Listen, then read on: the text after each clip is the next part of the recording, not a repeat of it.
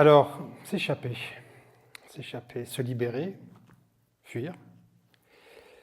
S'enfuir du quotidien, au contraire, retrouver les siens. C'est ce petit voyage que je vous propose de faire maintenant.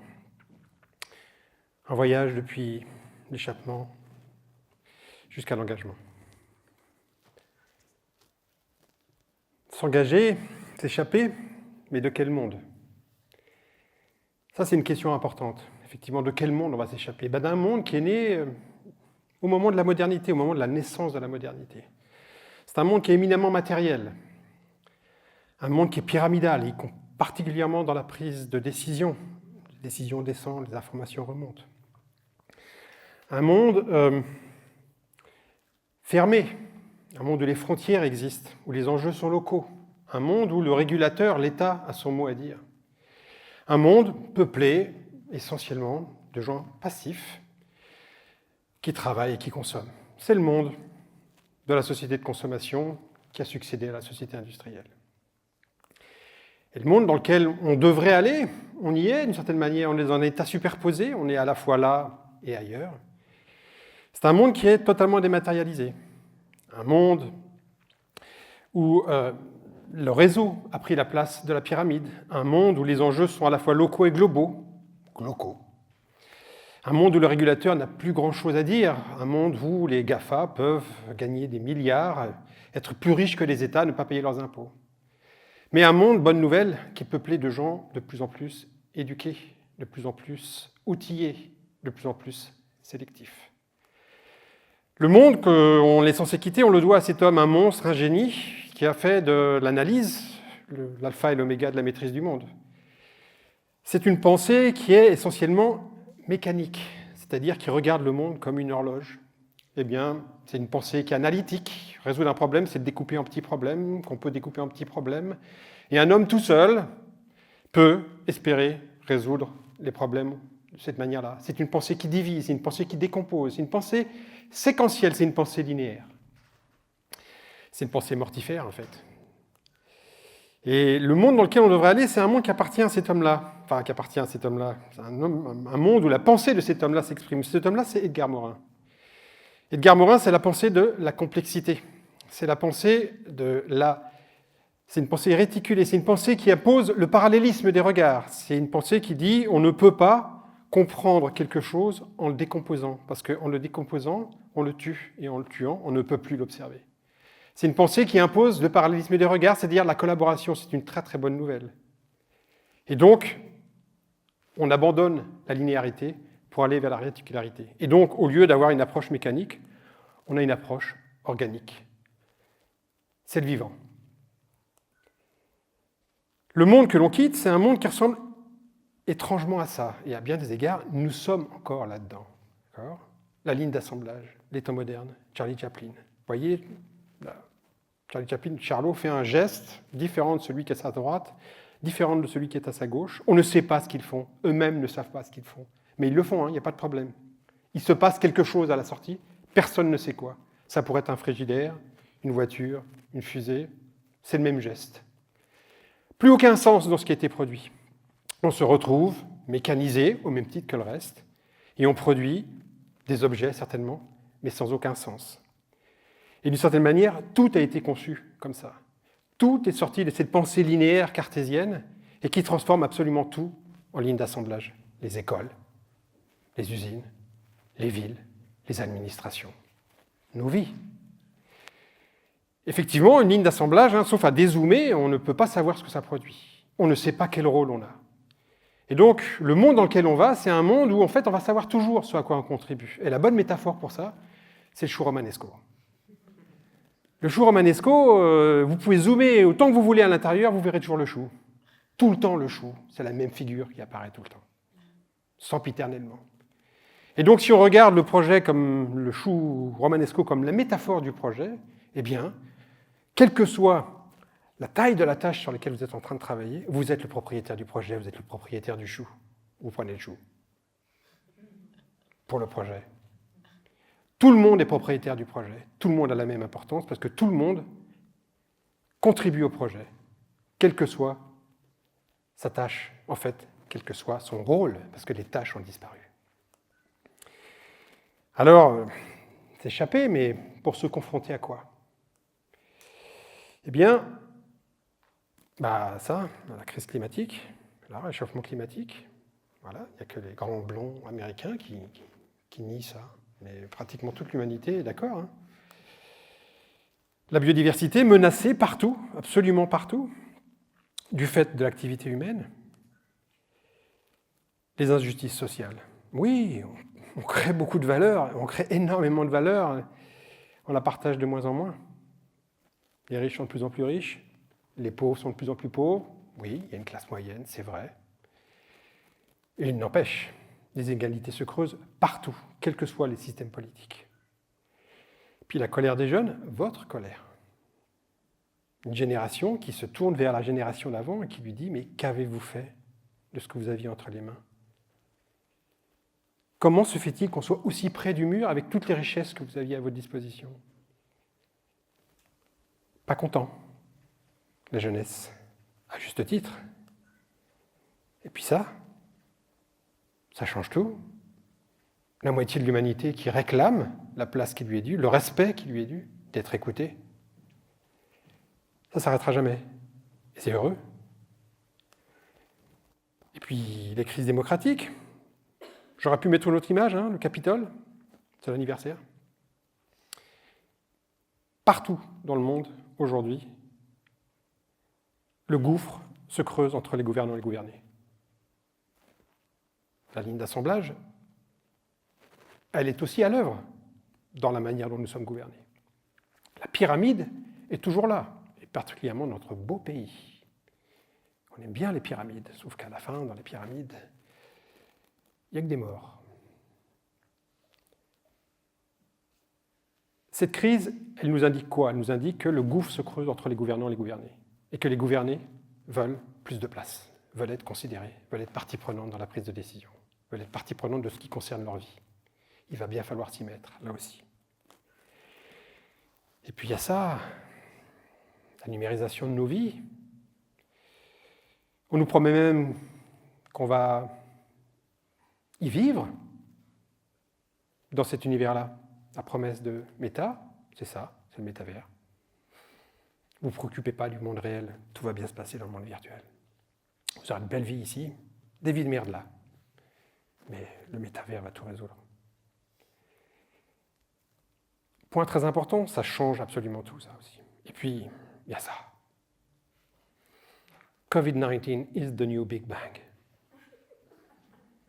Ça éclaire de manière crue, violente, cruelle, nos insuffisances, nos lâchetés, nos impasses, mais aussi nos solidarités, mais aussi de nouvelles opportunités. Nous ne pouvons plus considérer que nous allons pouvoir vivre comme nous vivions avant, parce que nous vivions comme des fous, et que probablement cette folie doit s'arrêter. On s'échapper, mais comment? Comment s'échapper? Il y a 3 questions importantes. La première des questions, c'est celle-ci. Gérer, utiliser, transformer les ressources du monde de manière durable et raisonnée. C'est un impératif. On ne le fait pas. Aujourd'hui, les gens qui font ça sont des ingénieurs, en règle générale. Le font-ils bien, le font-ils mal? Plutôt mal, pour l'instant. Deuxième des points, c'est qu'on ne va pas renoncer à avoir de belles vies. On ne va pas renoncer à être entouré d'objets, de systèmes d'objets, de services, d'expériences, qui vont faire de nos vies des vies qui valent la peine d'être vécues, pour tous et chacun. On ne va pas renoncer à ça. Mais par contre, on va faire en sorte de prendre en considération les limites de la planète. Et puis, le troisième point, qui est le plus important, c'est qu'il va falloir faire ça. Préparer, motiver, orchestrer les meilleures décisions possibles. En fait, tout se joue ici. Tout se joue dans notre capacité à prendre les bonnes décisions. Tout le reste, ce ne sont que des conséquences. Les objets, les espaces, les services, les systèmes, l'utilisation de la matière va contraindre nos prises de décision, et nos prises de décision vont avoir un impact sur la matière. Et donc, ces 3 points sont indissolument liés. Le deuxième point, le premier point, les ingénieurs. Le deuxième point, ingénieurs, designers, managers, marketeurs. Troisième point, ces gens-là, ils sortent tous des écoles du pouvoir. Tous. X, Pont, X, Mines, X, Télécom, ENA. Totalement déconnecté du point 2, totalement déconnecté du point 1. Il nous faut absolument réunir ce qui a été séparé. Quitter la pensée cartésienne, embrasser la pensée morénienne et à nouveau réunir ce qui a été séparé. Pour ça, il n'y a qu'une seule chose à faire. C'est déjà connaître sa présentation. Et donc, c'est de passer de la matière à la décision. Et pour ça, donc, qu'est-ce qu'il faut faire? Il faut faire ça. Il faut donner le pouvoir au design. Véritablement. Quelle arrogance, n'est-ce pas? Comme ça, le pouvoir au design, mais à quel titre? Et pourquoi les designers? Mais je ne vous parle pas des designers, je vous parle du design. Le design est plus grand que les designers. Alors on va faire un petit peu d'étymologie. Pourquoi je peux me permettre de dire une chose pareille, d'accord?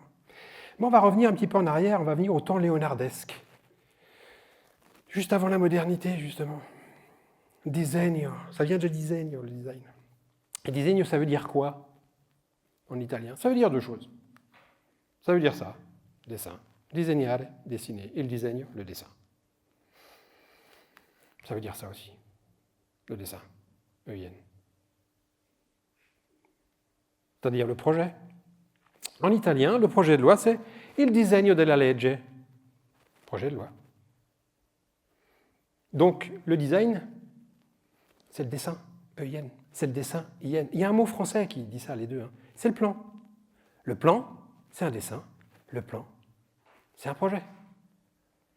Et pourquoi, avant la modernité, disegno, le dessin était absolument mêlé? C'est parce qu'au temps léonardesque, ceux qui faisaient les plans des basiliques et des duomo et des cathédrales, c'était ceux qui les décoraient, c'était les mêmes. Il n'y a pas de différence entre les architectes et les ingénieurs et les artistes, c'était les mêmes. Et qu'est-ce qu'ils utilisaient comme technique? Le dessin. Parce qu'il n'y avait pas de système d'équation. Donc c'était le dessin. Donc il faut revenir au temps léonardesque.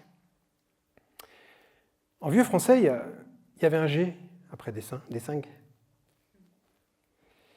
Et ça a donné, en traversant la Manche, design. Et il y a un verbe français qui se souvient de ce petit G qui était à la fin du dessin. C'est le verbe désigner. Quand on désigne quelque chose, ce que je veux, là où je vais, je fais référence à ça, au dessin, EIN, au dessin, IN, au design. La culture du projet. Donc le design, qu'est-ce que c'est? C'est pas un métier. Designer, c'est un métier. C'est pas une discipline, parce que c'est la convergence de toutes les disciplines. C'est pour ça que le design est plus grand que les designers. C'est-à-dire c'est une culture du projet. Avec quoi comme mission? La mission de contribuer à créer des conditions d'expérience de vie réussies. Et ça se fait à plusieurs. Ça se fait en réunissant nos savoirs, ça se fait en articulant nos ignorances. Ça se fait collectivement. Ça ne se fait pas sans designer, c'est impossible. Parce que cette culture, ils la portent. C'est eux qui l'induisent. C'est comme des aimants, un champ de force.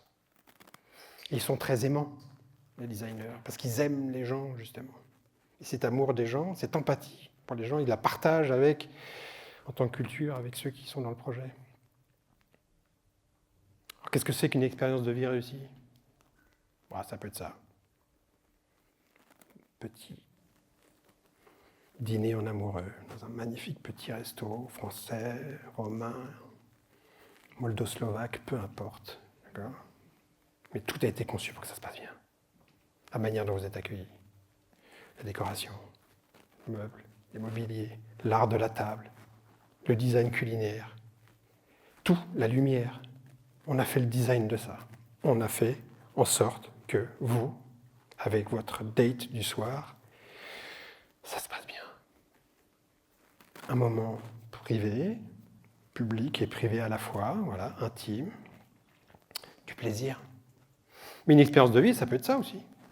Je suis en train de mourir à ma phase terminale du cancer à l'hôpital. Voilà. Expérience de vie, qui va se finir. Hein.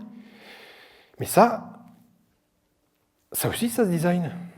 Est-ce que moi, en train de mourir là, on me regarde comme un numéro de sécurité sociale, comme une maladie, ou comme une personne humaine.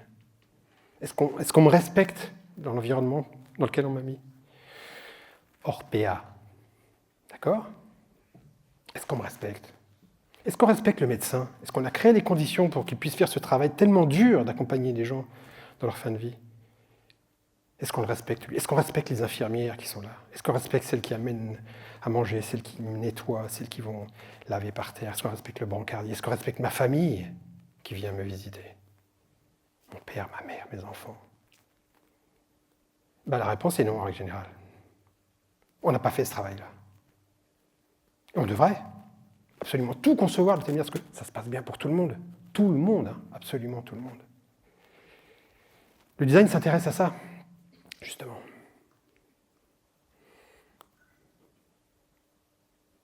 S'échapper.